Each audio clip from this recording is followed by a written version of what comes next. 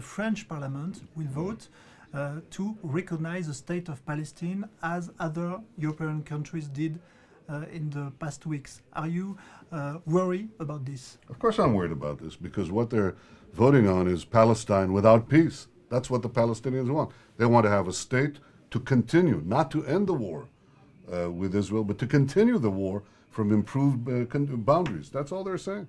Look at what has happened. Every time we gave territory to the Palestinians, for example in Gaza, Iran walked in with its Palestinian proxies, fired thousands of rockets on our cities.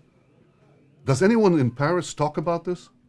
This is what they have to do now, when the world is exploding, when Islamist fires are sweeping throughout the Middle East, when every place that we vacate becomes a bastion for militant Islam and for Iran.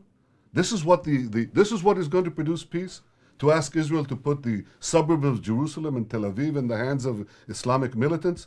This is irresponsible. It's not conducive to peace. In fact, it hardens the Palestinian positions, because it tells them, you get a state which will be used to attack Israel. You don't have to give anything.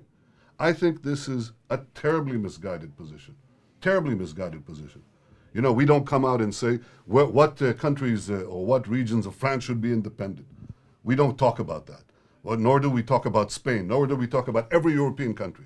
But this is what happens right now when the entire world is aflame, when the Middle East is aflame, when Israel, the only democracy, is standing with France and with Europe to fight the Islamist fires, and they say, no, well, give the Palestinians who are lining up with the Islamists, who are supporting Hamas, who are glorifying these murderers in synagogues as heroes, give them a state without peace. Do you think that's responsible?